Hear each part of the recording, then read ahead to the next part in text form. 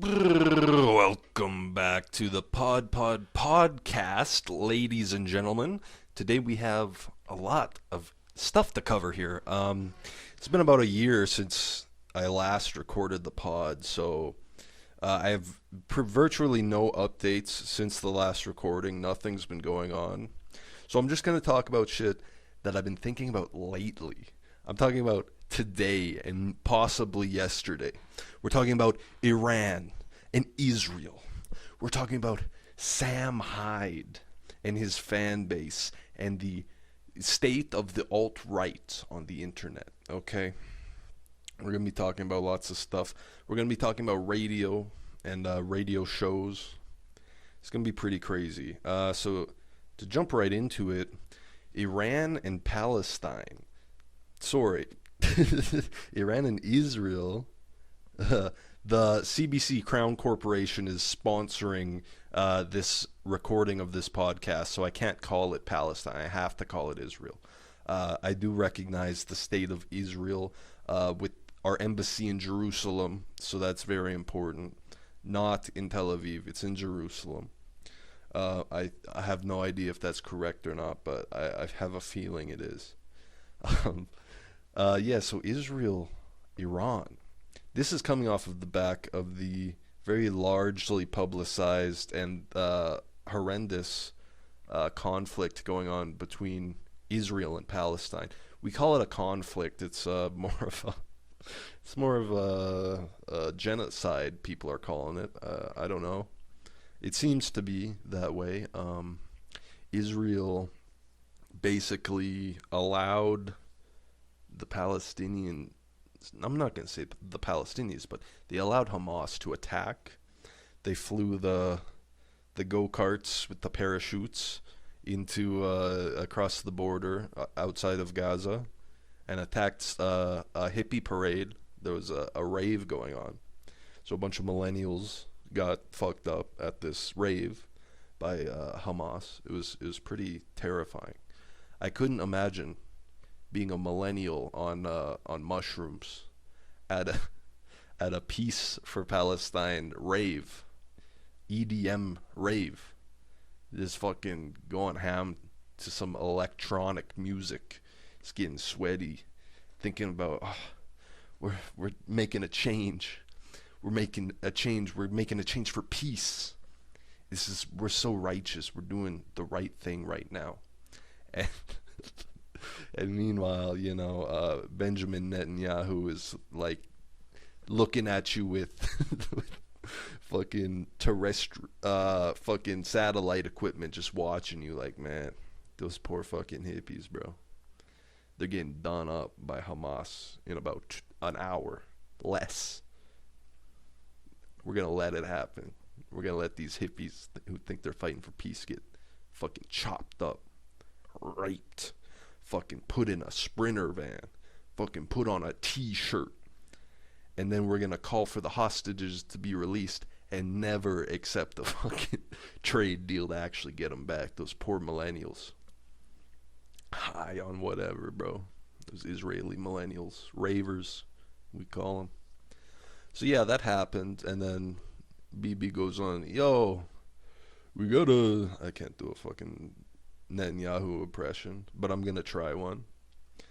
We can't have the Hamas, the Palestinians. They're attacking us. They're attacking our beautiful millennials. I saw it 4 days before it even happened. I saw they were gonna do this. It's terrible. Wait, I didn't mean to say that part. Not funny at all. Critics are calling that impression. So shout out to the CBC Crown Corporation again for sponsoring this recording and publicizing it. I have to say that every 2 minutes or else I'll get in trouble. And yeah, so that's a horrendous thing. I've seen videos of Israelis like barbecuing outside of these open air Gaza prisons, so that these starving Palestinians can smell the food and be in even more suffering and pain. The Israelis, they broadcast pornos, bad pornos, like the 70s ones on Palestinian TV trying to get them hooked on porn or something. I'm not sure what the rationale is there, but there's a lot of war. There's been psychological and warfare going on for a long time, and physical warfare going on. The genocide's been ongoing. I mean, people, since the October attacks have been on it, but it's been happening since the inception of the Israeli state, pretty much. But it's good it's getting exposure now, I suppose. But Iran, this is more of a nuanced take. I deplore the genocide of the Palestinians, but at the same time, Iran, if they were to actually build a nuke, they were gonna use it. I mean, do we trust the Ayatollah to not use this fucking nuke? Do we trust him to be level-headed and think this one through? I don't think we should, because he's just a little rascal. He's a rascal. He gets in some beef, bro. They have flaky friends, the Iranians. They had the Saudis, then the Saudis went to Israel. Now they have the Saudis again because of oil deals and whatnot. I'm not sure exactly what the reasoning is there. I'm not a well-read man. But yeah, it's shaking up pretty heavy in there. I really have no opinion to give besides, it's a double-edged sword. I don't want the West getting involved in this at all. But at the same time, I don't want Iran to have nukes.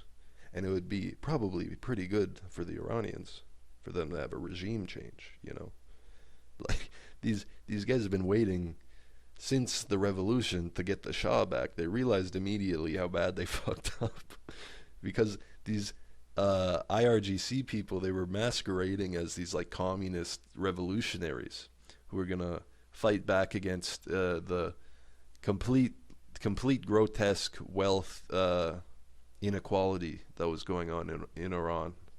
With the royal family, the Shahs, they have all these grand estates and all this enormous wealth, and they got well-connected friends. The upper class, they're getting all this money, and the average Iranian is sinking. And reminds you a little of every society on earth. So they thought these revolutionaries were going to come in, they were going to do a good job, and didn't happen. They started executing people like right away.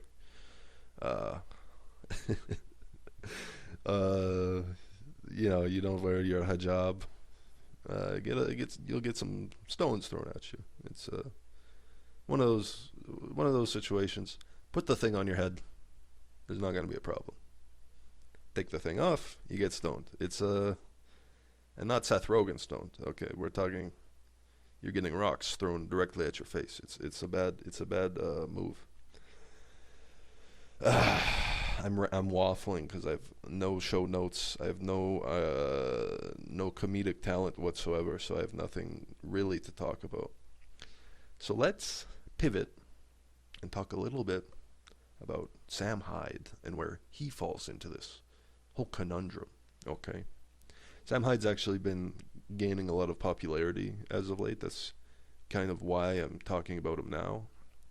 I mean, of course, I've known about him for years. I was honestly a fan of $1 Million Extreme. I think I saw the preview clip that he uploaded for season 2, episode 1. It was pretty funny. They rehash a lot of their old bits of, the hiring the actors and then making fun of the actors, and Nick pretending to beat up an old lady or whatever because he tries to sell cars to them or something, and so he doesn't like them. Whatever the case may be.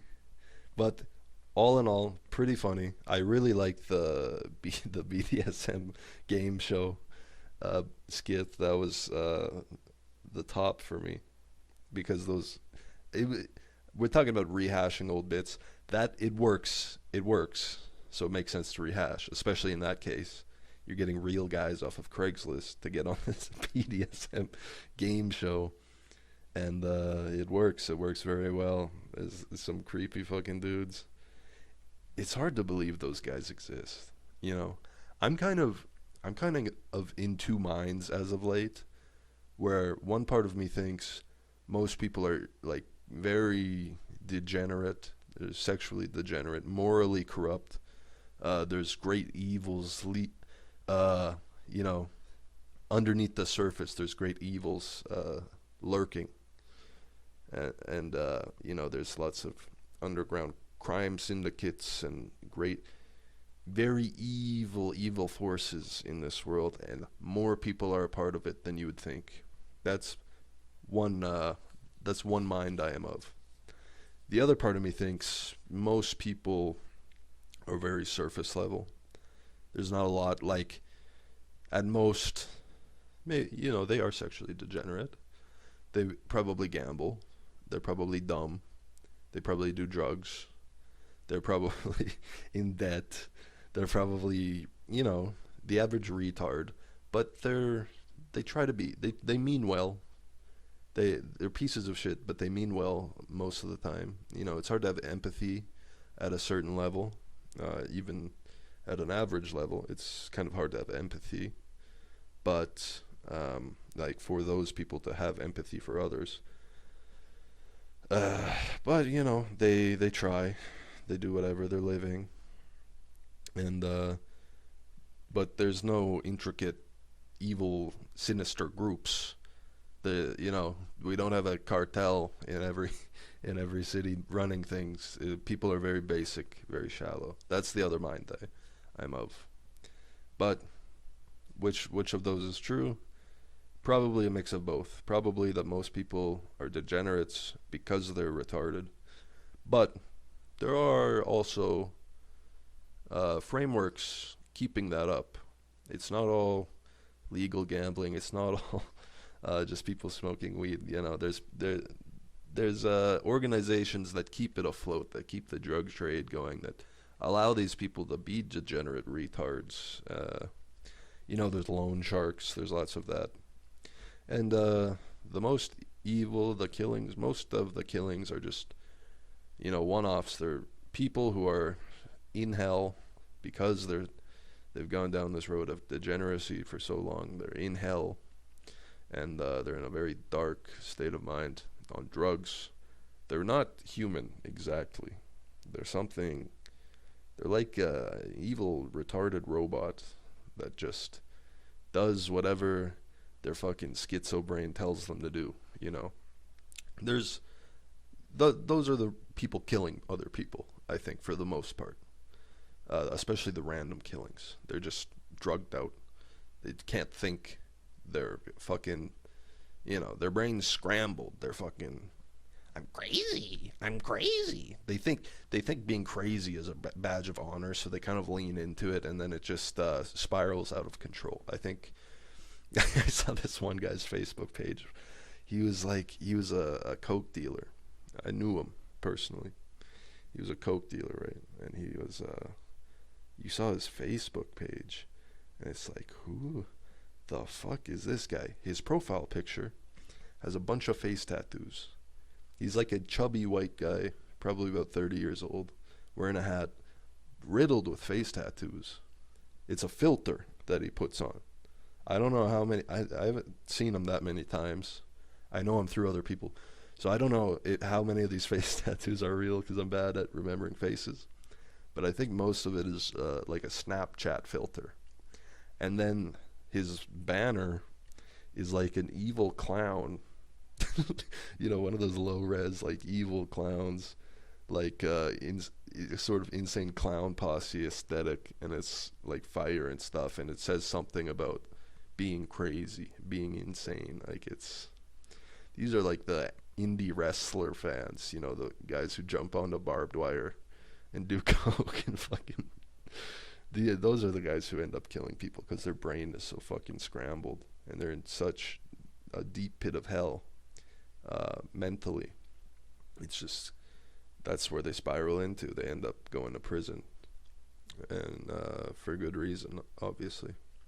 But what I was trying to say about Sam Hyde before I got off on this tangent that no one's going to care about or listen to is that Sam Hyde, I feel like this is a theory I've had about Sam Hyde is that a lot of what his is going on in his mind, uh, sort of like a subconscious philosophy around his humor and how he operates, is that he's saying these things that he doesn't think a normie would get, but there's a secret audience behind the camera that gets it, and that's the in group. That's his community that he's preaching to.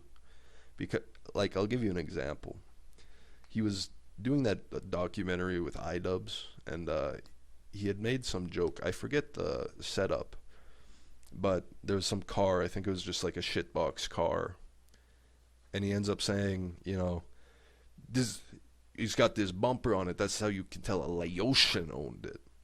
This is a Laotian car, and I apparently iDubbbz had never heard of the country of Laos, because he was completely confused about what a Laotian was, and he was like, "What does that mean?" And then Sam Hyde's like, just looking at the camera every time he says Laotian, and he's like, "Yeah, they'll get it. Don't worry about it." And iDubbbz is completely stunned. He's like, "Well, I can never tell when you're being serious." Which, listen, somebody like iDubbbz who's completely retarded, super dumb. I mean, we're talking dumb. You know how dumb he is?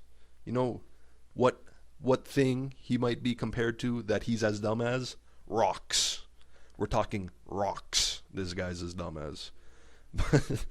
So Sam Hyde's playing with him like this, and iDubbbz is kind of the perfect candidate for that. But I think the average person would understand what a Laotian is. They understand that Laos is a country, and I guess we can infer that Laotians, I guess, have shitty beat up cars, or they try to pimp it out with cheap, uh, cheap prosthetics or whatever for their cars.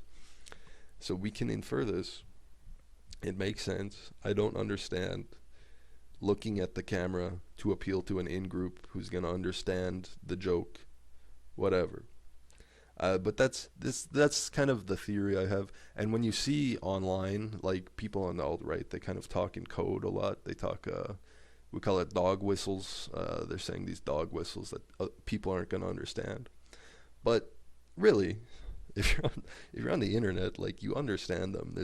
They're not hiding in plain sight like they seem to think they are. And I don't think they're doing the hiding in plain sight because of a nefarious reason. I think they think it's secret, but that someone on their in their in group, in their community, is going to recognize it. So it's like community slang, community language that they've developed, but people understand it. It's not, it doesn't take a genius to figure out what they're getting at.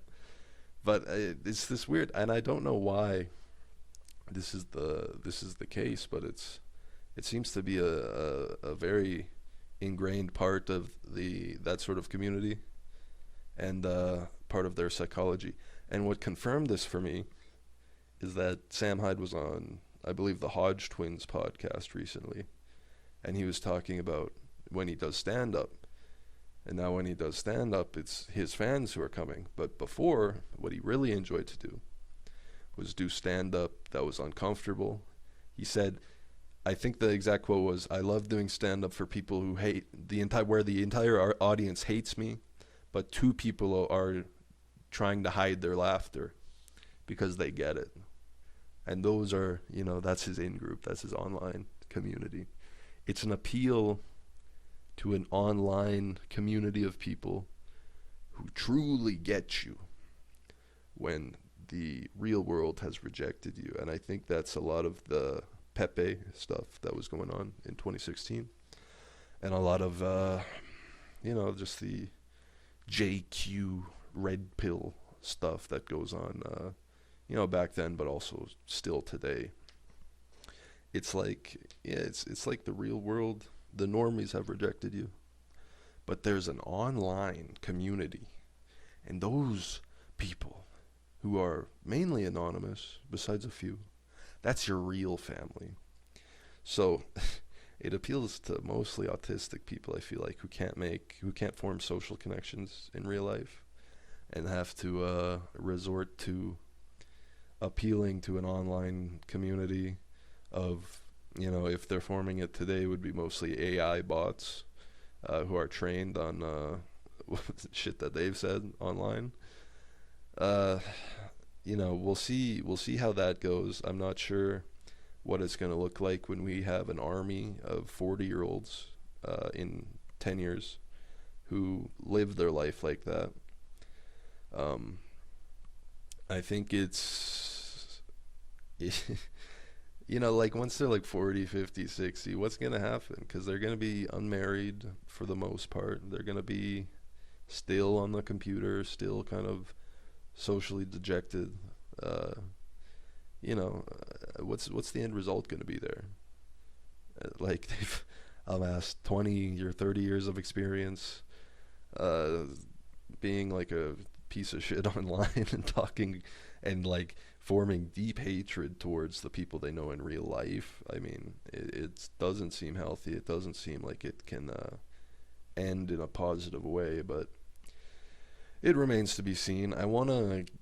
As we end this, I want to give another shout out to the CBC Crown Corporation for sponsoring this podcast and every episode of this podcast. This is a Crown CBC publication, so shout out to them for giving me the spotlight and allowing me to create this. I apologize that I took over 1 year hiatus while still on the CBC payroll. But I was dealing with, on paper, some mental health issues. So I had to go to Cancun and relax for a little while I was still getting paid by the CBC. Unfortunately, my manager told me I had to record something or I was going to get kicked off their payroll. I tried to fight it, but they were not having it, unfortunately. So hope you guys enjoyed this episode of the podcast. We're going to be back in a couple of months, I want to say, for what episode? I think this is the fourth. For the fifth episode of the podcast. We're not going anytime soon. So stay tuned for that. Drop a comment in the comment section if you related to anything I spoke about. If you want to join in, if you want to be a special guest, we're accepting applications. You just got to give me your contact information in the comment section down below. And share this episode with your buddies, with your pals. That's always great.